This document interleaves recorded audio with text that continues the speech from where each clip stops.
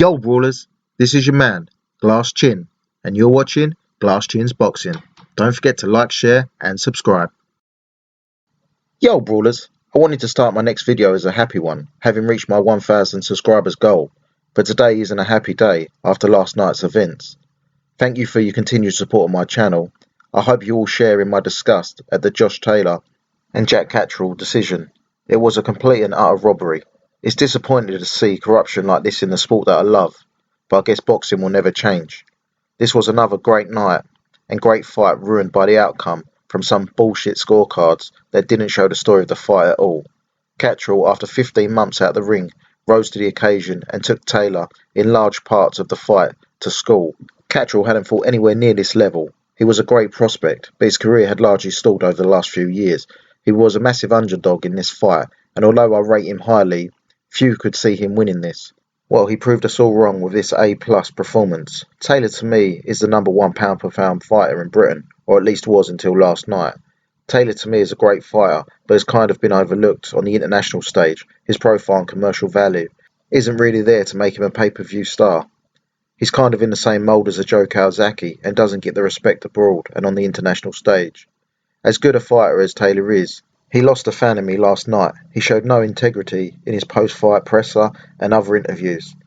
I know boxing can be a pantomime, but acting like he was the clear winner is embarrassing. He has to have been acting, as he must know in his heart that he lost. His corner was telling him that he needed a knockout to win, so there can be no denial here. He could have just said it was a close fight, that could have gone either way, but the judges picked me tonight. He could have then said, I was weight trained and need to move up to 147, and you'll see the best of me next time out. But he chose to make out that he was a clear winner, and that doesn't sit right with me.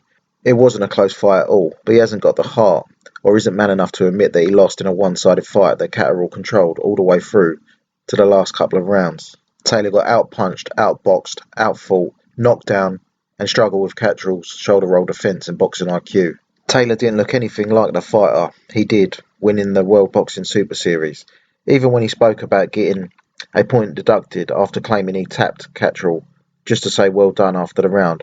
He clearly hit Catterall after the bell out of frustration after getting schooled.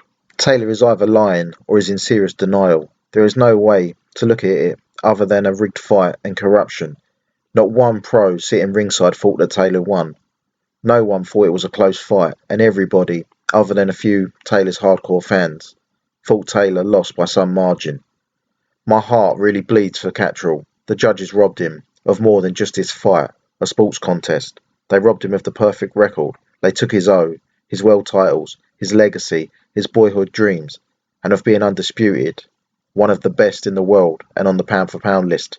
They robbed him of millions of pounds in future earnings and his place in the history books. Well, fuck the judges. He should hold his head high.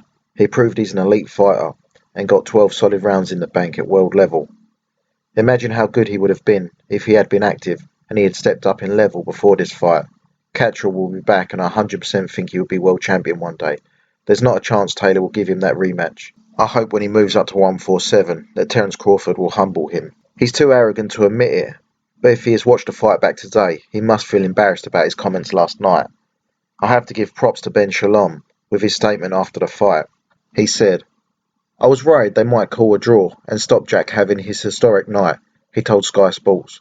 But the way that this has gone, I'm in shock right now. Well, I'm shell-shocked. There has to be an inquest, because I've seen this on other promoters' shows, and I've sort of maybe laid the blame with them or not understood what's gone on. But this is embarrassing, and if there's not an inquest, it's going to harm the sport. We are going to do everything we can because I'm just embarrassed. I'm really angry. How many times do we have to be there before something is done? The fact is, I was stood there and worried it might happen.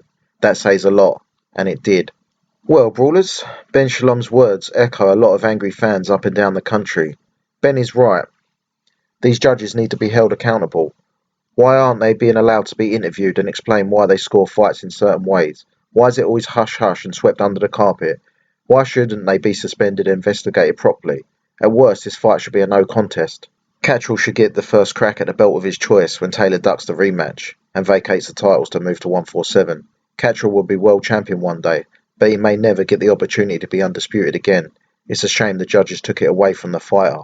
What's always strange is, when the fixes come in, they always take ages to add up the scorecards, and generally it's always by split decision. When the right winner gets the nod, the scorecards make their way to the ring straight away. When a dodgy decision is coming, it always seems to take longer for the winner to be announced while the fighters just wait around in the ring. I watched this fight with my missus and said to her, the fix is coming, watch Catterall get robbed.